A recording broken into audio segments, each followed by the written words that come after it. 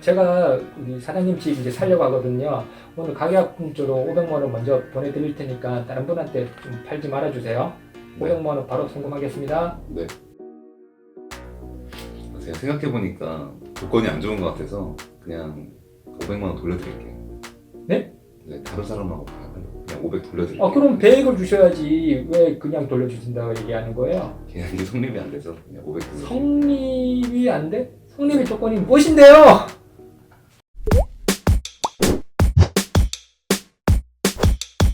아까 네, 오늘은 가계약에 대해서 이야기를 하려고 해요. 가계약 되게 부동산에서 많은 이슈가 있고 많은 분들이 오해하시는 부분이 많잖아요. 그렇죠. 뭐 급하다 보니까 일단 가계약부터 먼저 해놓고 나중에 이제 계약서 쓰는 경우도 많죠. 가장 사소한 분쟁 중에 하나인 것 같아요. 일반적으로 부동산에서 말하는 가계약이 뭔가요? 가계약이라고 하면 일단 뭐 법률 용어는 전혀 아니고 법에는 없는 단어인데 그냥 정식으로 하는 계약을 계약이라고 하고 상대적으로 조금 빨리 간략하게 간략하게 하는 그런 계약이라는 의미로 가계약이라는 단어가 새로 생긴 것 같아요. 많이 쓰고 실제로도 많이 쓰고 그러면은 법적 효력이 있는 건가요? 없는 건가요? 효력은 있는 거죠. 그러니까 이렇게 말하면 되는 거죠. 가계약이라고 해서 뭐 계약보다 효력이 적다거나 지키지 않아도 된다거나 이런 게 아니고 가계약도 법률 용어는 아니지만 계약의 일부가 될 수 있고 그 전에 구두계약 얘기할 때 그러니까 구두계약 편에서 언급했던 것처럼 그 계약의 성립 요건이 그렇게 대단한 게 아니기 때문에 앞에 인트로에서 연기하셨잖아요. 두 분에서 네. 뭐가 있어요?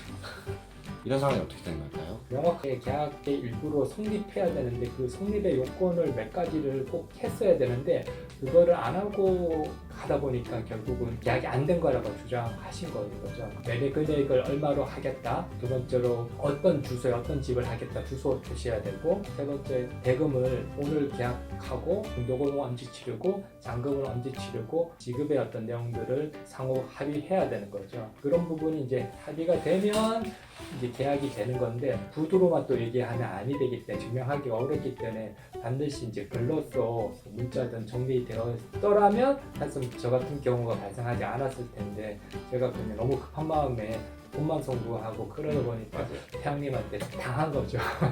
결론만 얘기하면 계약이 성립이 안 된 거고 제가 500만 원만 돌려주면 되는 게 맞는 거죠. 그러면은 반대로 배액 배상을 해야 되는 경우는 어떤 경우일까요?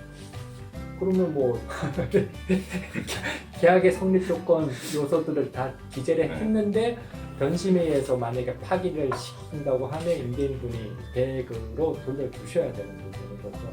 논란이 되는 게 어떤 게 있냐면 예를 들어 총 거래 금액이 5억짜리인데 그냥 가계약금으로 500 낼 때 있지 않습니까? 500에 대해서 배액을 상환할 거냐 계약금이 10%니까 5천에 대해서 상환을 할 거냐 이렇게 논란이 될 때가 있는데 그 두 가지 경우가 다 반은 맞고 반은 틀린 얘기예요. 근데 그 첫 번째 경우가 어떤 경우냐면 계약서를 우리가 작성을 하고 총 거래 금액 5억 중에 5천만 원을 계약금으로 하기로 약속을 한 상태에서 당장 내가 지금 5천 넣기가 어려우니까 500만 넣겠다.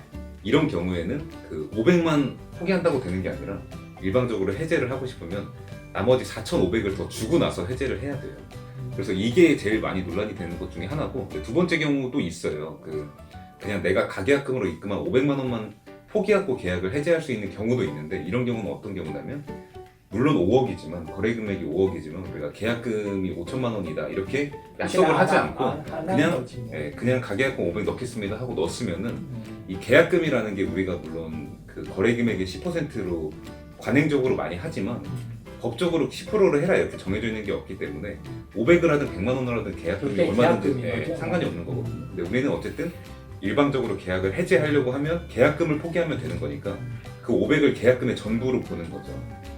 그래서 정리하자면 첫 번째는 우리가 계약금을 10%로 하겠다 이렇게 특정이 돼 있는 상태면 근데 이게 포인트가 근데 계약서를 쓴 게 중요한 게 아니라 우리가 계약금을 10%로 하겠다라고 약정이 돼 있는 상태면 우리가 그 매수자가 계약을 포기하려고 할 때 계약금의 전부를 다 내야 되고 전부를 다 포기해야 되고 10%를 포기해야 되고 두 번째는 계약금을 얼마로 하자고 이렇게 특정이 돼 있지 않으면 그냥 지금까지 낸 돈 있죠. 500이든 100이든 이것만 포기하고도 계약을 해제할 수 있는 거예요. 그러니까 이게 어려울 수 있는데 이런 거에 대해서 좀 뭐 천천히 생각해 보면 이해가 더 되거든요. 그러니까 이게 중요한 포인트예요.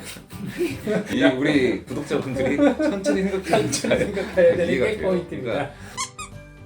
만약에 내가 어떤 이제 사무실 하나 이제 구한다고 해서 오늘 이제 가계약금 100만 원 집어넣고 그 다음 주에 이제 계약을 하겠습니다 하고 거기에다가 반드시 내가 어디 맥토를 계약하겠습니다 주소를 적어야 되는 거고, 두 번째로 이거를 보증금 5천만 원에 월세 500만 원이라는 조건으로 계약하겠습니다 라고 적어야 되고, 그 다음에 다음 주 월요일 날 계약을 하고 한 달 뒤에 잔금을 치러서 입주를 하겠습니다 라고 적어야 되고, 그 부분이 명확하게 나와 있으면 말 그대로 이제 계약의 일부로서 성립이 하는데, 그 세 가지가 없는 상태에서 그냥 보증금 5천에 500만 원에 그냥 계약하겠습니다 라고만 얘기하고 가계약금으로 100만 원 딱 입금을 하면 임대인이 이거는 계약이 성립이 안 됐으니까 나 더 좋은 임차인 일단 났으니까 100만 원 그냥 돌려주겠다 그러면 돌려받을 수밖에 없는 거죠.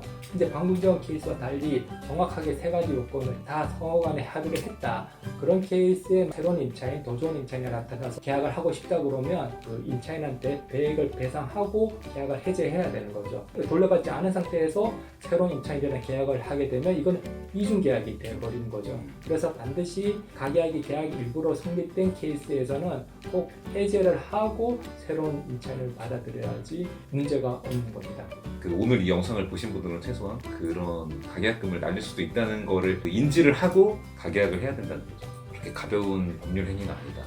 제가 실제로 가계약했던 거를 문자 메시지 보내 네, 했던 양식이 거를 있어요? 네, 이게 저도 가계약하는 거 웬만하면 안 하려고 그러는데 최소한 그냥 이 목적물의 표시랑 거래 금액이랑 금액, 네, 그냥 기간. 잔금 예정일 딱 이게 지금 제가 엄청나게 급하게 한 거거든요. 임차인들이 막 그냥 계약금 꽂으려고 그래가지고 잠깐만 하고 이렇게 최소한의 그 내용만 작성해가지고 임대인하고 같이 있는 공간에 있는데 임대인하고 임차인한테 이 내용을 보낸 다음에 오케이 하면 그때 넣는 거예요. 이렇게 하면은 이게 분쟁이 거의 일어나기가 어려워요. 지금 이게 남아 있으니까. 그리고 오케이 사인 받고 한 거니까.